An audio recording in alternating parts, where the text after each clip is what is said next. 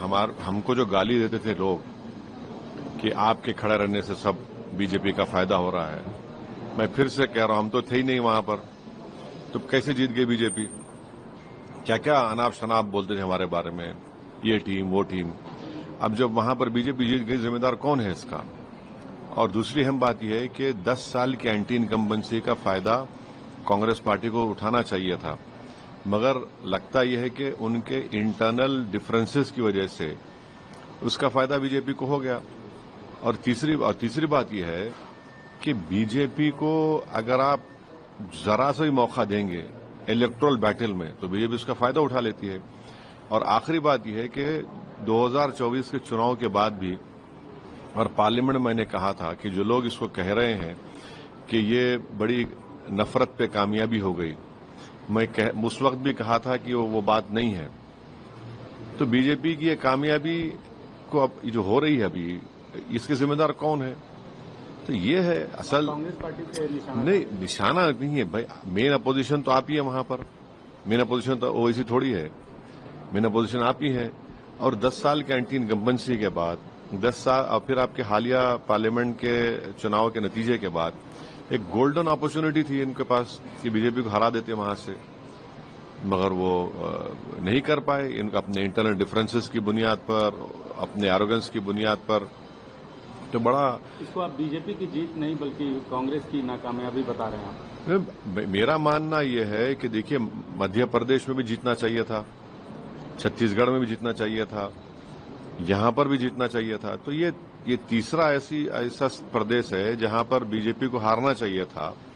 Assembly election BJP जीत गई, तो ये खुद एक बहुत बड़ा पैगाम देता है कि किस तरीके से क्या हो रहा है।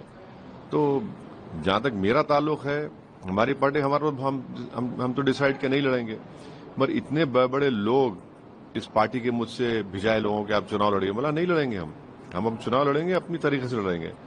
तो ये तो ठीक नहीं हुआ, बिल्कुल ठीक नहीं हुआ। और 10 साल की एंटी इनकम्बेंसी और इनएफिशिएंसी इतनी ज्यादा थी वहां पर, तब भी फायदा नहीं उठा सकी कांग्रेस पार्टी से। कल प्रधानमंत्री और भारतीय जनता पार्टी के अध्यक्ष जेपी नड्डा ने भी कहा कि कांग्रेस ने वहां जातिवाद किया, ये किया, बहुत सारे बातें बोली। क्या आप उससे इत्तेफाक रखते हैं, कांग्रेस को खासतौर से निशाना? अब देखिए, जीतने के बाद तो victory has many fathers, defeat has none, जो कहावत है, अब कुछ भी बोले जाएं। अब जाहिर है, तो अब ये ईवीएम को ब्लेम करना तो बड़ा आसान है ना। तो वही ईवीएम से आप जीत जाते हैं और फिर अगर आप हार जाते हैं तो ये गलत बात है। अब बोलते हैं, मगर ये मेरा ओपिनियन ये है कि ये स्टेट बीजेपी को हारना चाहिए था। बहुत से फैक्टर्स थे जो उनके खिलाफ जा रहे थे। तो अगर आप यहां पर भी अगर नहीं हरा पाएंगे बीजेपी को, तो ये बड़ी तकलीफदेह बात है। सर, जो 5 एमएलए नॉमिनेट किया है सेंट्रल गवर्नमेंट ने, उस पर हम उमर अब्दुल्ला कह रहे हैं कोर्ट जाएंगे, राहुल गांधी कांग्रेस वैसी ही बातें कर रहे हैं। आपका क्या राय है? नहीं, एक्ट देखिए, एक्ट में तो है वो हमने 370 को अपोज किया। उसूलन अखलाकन कॉन्स्टिट्यूशनल प्रोप्राइटी डिमांड करती है कि जो भी सीएम होगा उसके ओपिनियन से, उनकी रजामंदी से आप अपॉइंटमेंट करिए। मगर एक अजीब और गरीब किस्म का एक्ट पास किया गया 370 का, जिसमें आपको एक मिसाल देता हूं। कैबिनेट की मीटिंग होगी, उमर अब्दुल्ला की कैबिनेट मीटिंग होगी, तो एलजी का रिप्रेजेंटेटिव बैठेगा उसमें और वो बताएगा एलजी को कि इसको कबूल करे ना करे। अगर उमर अब्दुल्ला कैबिनेट के मिनिस्टर को दिल्ली जाने का है, दिल्ली जाने का भी है, तो उसको एलजी से परमिशन लेके जाना पड़ेगा। एक प्यून को अपॉइंट नहीं कर सकता सीएम वहां का। तो ठीक है, ये बात बिल्कुल सही है कि कश्मीर के अवाम में जो गुस्सा था 370 को अबॉलिशन का, उन्होंने अपना गुस्से का इजहार कर दिया।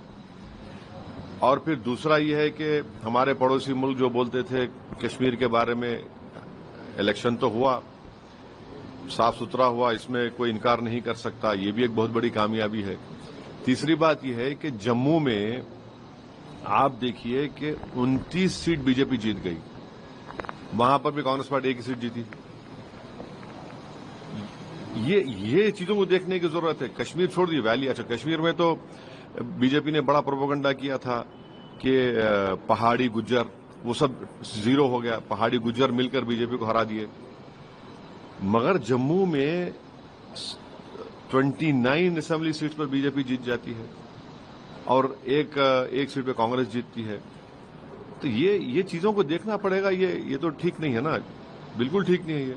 भाई वैली में एक रिजल्ट आ रहा है, जम्मू में बड़ी पार्टी बीजेपी बन जाती है। तो मतलब जो ये 5 एमएलए नहीं, सही मानते हैं? नहीं, मैं तो पूरे एक्ट को ही गलत मानता हूं। इसीलिए मैंने पार्लियामेंट में उसका वो खुलकर हमने उसका अपोज किया था कि क्या सीएम होगा उमर अब्दुल्ला बताइए।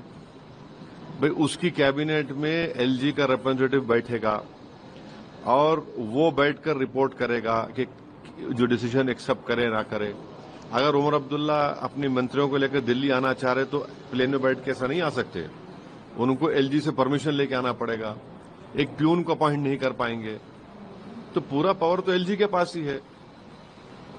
अब देखिए ये तो बड़ी यानी गलत बात है ना। ये तो इलेक्टेड जनता वोट डाल रही है और पूरे इख्तियार एलजी को दे रहे हैं आप, ये कैसे होगा बताइए।